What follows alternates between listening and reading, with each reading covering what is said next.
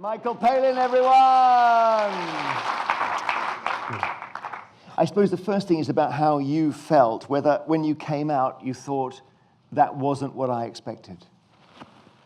No, it wasn't what I expected, because all I expected was conditioned by this general idea that this is a dark place, a grim place of repression, lack of freedom. And somehow, I think when we were going there, I felt this was going to somehow be reflected in the look of the place, the way the people behaved towards me, and it was going to be an interesting but threatening experience. And that just didn't happen, as you've seen there. The last sequence, the party in the park, was, I think, the thing that I'll remember most clearly. Because just like you, they're obviously in a totalitarian system, and if they disagree with the leaders, they get carted off and they'll not be anywhere near the next camera to come in. However, they look pretty happy there. The guy who put the leaves on your head, he was extremely happy. Yes, having a good time. I really wasn't expecting that. I was just talking to one of the children there or something like that, and he puts it on my head. But no, I mean, that was true, and of course the importance of that particular day and that particular sequence was that there was no way that our minders could control everything that we saw, nor did they really try to. They were nearby, but they let us film everything that was going on that hill and all the amusements in the parks on that particular day. And I always feel when you're filming a country, it's not really the big statements or the big policies that you're hearing about that make the difference. To me, it's the way people move, the way people talk, the way people eat. There are lots of little shots. I mean, our wonderful camera crew are here, and I'll see them later. But I mean, the little shots, there's a lovely shot when I come into the station, and I'm just saying hello to my minders, and there's just a couple going past the camera, and the woman just puts her hand on the man's shoulder. It's such a lovely, human gesture, and it's things like that that I think are important and about the best thing that we could get in a film like this. Now, you mentioned the minders, and when you mention them, I think of the man and the woman who meet you at the station. But actually, I'm guessing that's actually not who you're talking about. Were there people who were never in shot there? Yeah, well, you occasionally see them scuttling away if they think the camera's on them, but they don't want to be in shot. Now, the two I meet, So Yang and Shun Chul, were my guides. They're there to talk to me on camera and take me around. There were about 5 or 6 other people, as I say, in suits, who were sort of waiting there, watching everything. And to start with, that was very, very difficult to deal with, because you'd do a piece to camera, and you'd see behind the camera 6 people, all looking like that and going. And the piece to camera I do in front of the first day, really, was a very tricky day, because we were in front of the monuments of the 2 great leaders, and there are various rules there. You cannot film the leaders have to be filmed in their entirety. You can't do cutaways of the statues. So you have to go quite a long way back to get the full length of them. And there are various ways you have to behave.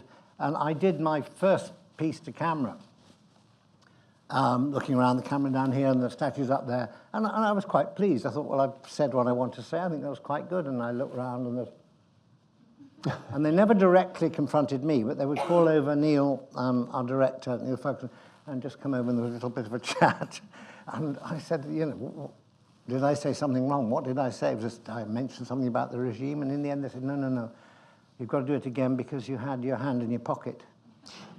And that was disrespectful. So that's an interesting thing I did. It is, but now that piece to camera with the hand in the pocket is on your card, which you presumably take back to the UK. What's to stop you using it when you cut the final film? Well, I don't know. I mean, maybe you feel like you want to go back there, or maybe you've got responsibilities to people who helped you get in. Yes, I mean, there's a certain amount. We could talk a lot about juggling of the cards, but basically, we didn't use that technique. We decided that the way to do it is to be as straight as possible with them and to win their trust. And we knew, that was the only way to do it. They were going to give us a little here if we gave them something there. If they caught us being deceitful in any shape or form, or opportunist in trying to get something they clearly didn't want us to shoot, even though we might think it should be shot. If we'd done that early on, I think things would have been very, very difficult, and we wouldn't have been able to operate in quite the same way as we did for the next, I think we were there 13 days altogether.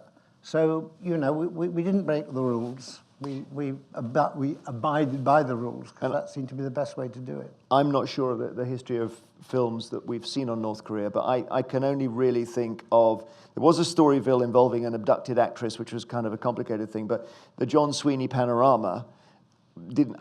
He was undercover, so he bizarrely had very little access at all. You got to see stuff I have never seen or imagined before. So despite the restrictions, you did see amazing things. You saw, the most extraordinary things, you saw normal life, actually. Well, I think so too. Or what passes for it, the tube station. I think so too. And that was the most I felt we were probably able to get. We were not going to be able to discuss the politics. We were not really going to discuss the weapons. Although in the second episode, you saw a glimpse there of me talking to a lieutenant colonel, and where I did say, you know, well, you spend a lot of money on this. Is it worthwhile? And we all decide in the end the world is a better place if there's peace and we shake hands. So it's sort of getting there. But generally, we couldn't really go into the politics. So the best thing you can get is just to see how the people walk the streets and how they talk and how they behave. And the fact they have missile propaganda playing while you eat your meal on the train. I thought that was a beautiful moment. Yeah. Yes. I mean, it doesn't feel like a poor country immediately. When you get into the... Later we went out of Pyongyang and into the fields, and then there is considerable poverty. You can just see that the fields are all tilled by people. It's manual labor. There are very few tractors or anything like that. There's not a lot of food outside the center of outside Pyongyang, and I can see that is something which they know has to change, and I think they want to change it. In the second episode, sorry to keep going on about episodes you haven't seen, but we go to a complex where they're building a huge resort complex in Wonsan, which is across the other side from Pyongyang. And there's an airport there, fully completed airport with no planes there at all at the moment. They're waiting for the tourists to come in. But it's all a big calculation. Is Kim Jong-un, is he going to get on with Trump? Is Trump going to come back? Are the Chinese going to make concession? Will there be sort of a move towards reunification of the peninsula, which is a very big thing? All these things are sort of in the air at the moment, but it could go either way. I was fascinated with your female guide, and I could see that her name, did you say? So Yang. So Yang, right. I thought the responsibility on this woman to be, she's almost the spokesperson for the whole country.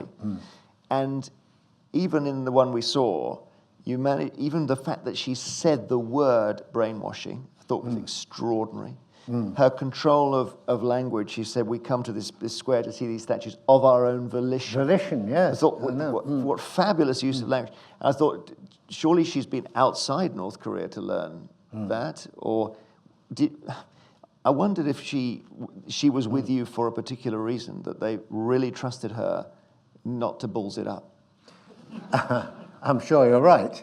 I think they wanted an attractive spokesperson. They obviously wanted somebody who would, who would be able to sort of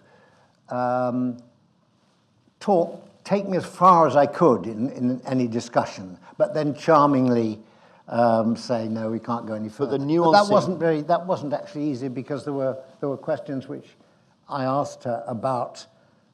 Well, I didn't ask at one point. She was talking about the family and the great leaders as fathers of the family. And I said, well, all families have their rows every now and then. And I could see, boom, just there. There was, and she just sort of opened and shut her mouth a bit. And poor thing, I felt really sorry for her. She just had to stop there. And people came in and said, no, you mustn't ask things like that. And I suppose there's a great responsibility on you, because you could ask the brilliant question that gets her to say more than she should. And then you go back to Britain and you think, oh, what have I done? Well, I wish I'd asked a brilliant question. Yes, never against that, Jeremy. We both like those. But would you not have the moment when the cameras are pointing the other way and that no one's recording, and you just say, "Come on, are you really happy here?" Did you have a moment like that? No, I never said, "Are you really happy here?" But we could talk. We did talk off camera about things like, "What do you know of the West? Would you like to go to the West?" Things that you are really not allowed to talk about on camera. The completeness of the control of the country, the spiritual control of the country, if you like, is always there. So you're never going to break that down. But she was curious about London. I showed her pictures of my grandchildren on camera. She was absolutely fascinated by that. We talked about London. And suddenly you feel, wow, this is a perfectly normal conversation in any country in the world, but that would not happen on camera.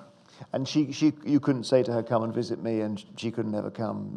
She's not. I did, yes. I say at the end, please come and visit us sometime. I know she can't at the moment, but these are all little things that I didn't expect to feel so strongly, that there was a desire to change and to open up. I don't think she would have gone as far as she did unless she felt they needed to change. There was some change in the air.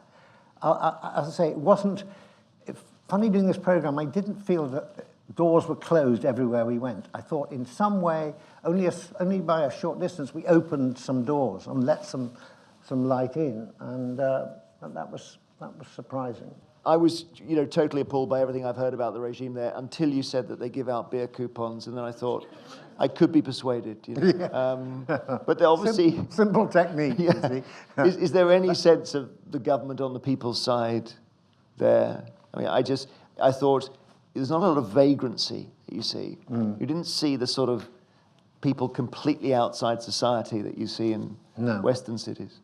No, I don't know where they are. They're probably somewhere. Well, they've been swept away north. Or something, yeah. But the one thing I did feel about Pyongyang was it was extraordinary, calm, tranquil city. I mean, partly because there aren't a lot of cars, but there was a certain sort of serenity to it, especially after Beijing, where we came from, where you just can't say the pollution is so thick. The air in Pyongyang is pretty clear, again, because there are very few cars. And the music by Brian Eno, that was a lovely... Yes, the music by Brian Eno. How long was that piece of music, actually? Rather Brian Eno-ish. Well, it went on for about, I think, played for about half an hour or so. Right, quite loud. At 5 o'clock in the morning, it's very, very worrying, because you can't tell where it's coming from. It's not like military music blaring out, which you would immediately say, yes, that's propaganda music. It's just, I did honestly think something had gone in my head. It was just some terrible dream I was going through. I mean, Brian does it. Yeah. Much better than that.